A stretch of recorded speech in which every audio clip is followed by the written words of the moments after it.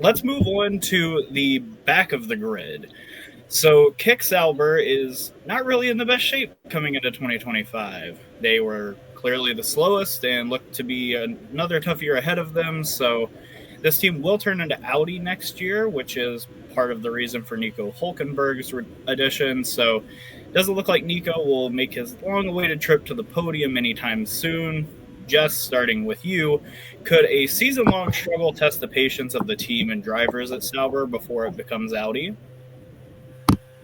I think it was a bit disappointing when we saw Sauber bottom of the timing sheet in testing near Haas. But obviously, Haas were more focused on their long runs anyway, so I was not really surprised to see Haas at the bottom anyway. We know we can climb up.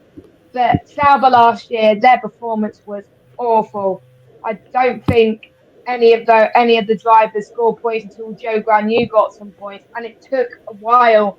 And even Bottas said that he was struggling a little bit as well. But I think for the Sauber team, I think it's just gonna be a learn and grow season, like we saw with 2019 Williams, where they know they were going to be right at the bottom. So it was just no pressure for them. And we got a similar situation to 2019. With Williams, we had George Russell as a rookie. In 2025 in Sauber, we've got the amazing Formula 2 world champion, Gabriele Bortoleto. And I watch F2 quite a lot, so I can champion how good Bortoleto was at last season in F2, especially with the Italian Grand Prix race where he went from last to third. So I think out of all the rookies, him going to Sauber, I think he's going to have no pressure. He's on a multi-year deal.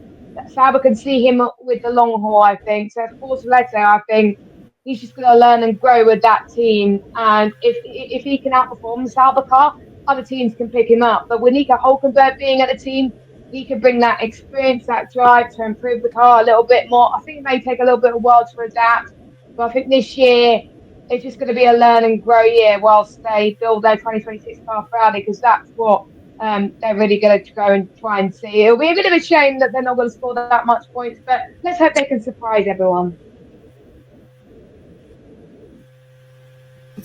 So yes, transitions are always stressful, and probably this year will be considered as the last painful year. So they will look forward to 2026 and its new technical rules to be in the game again. But at the end of the day, we are talking about professional people which carry on with their job in the most reliable way.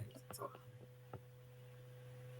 Yeah, I completely agree with all of you guys. It's going to take a while for Sauber to build up to Audi's standards. And once Audi comes in, hopefully they will be able to bring that expertise and the knowledge that Audi has to the constructor.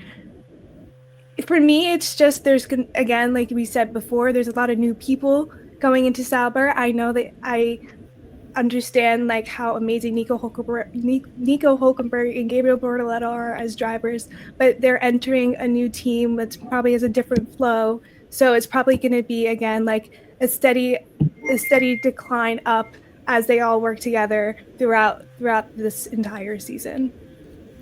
Yeah, Sauber is definitely going to face, I think, a lot of challenges. I'm very curious to see how they kind of adapt this year, or whether they really try to fly under the radar again. I think compared to some other teams, Sauber is actually in a uniquely, weirdly good position to potentially start really early development for the new regulation and the new round of cars we're going to need to be seeing. So while other teams are fighting for the championship or even midfield places, I do just have to wonder at the start of the season, after what we saw last season, where their team was quite unfortunately very forgettable amongst fans, if they're going to kind of use that to their advantage and make a lot of subtle changes and just try to figure out what's going to work for them in the future, and possibly even consider this season just a total wash, depending on how they do the first couple of races at least.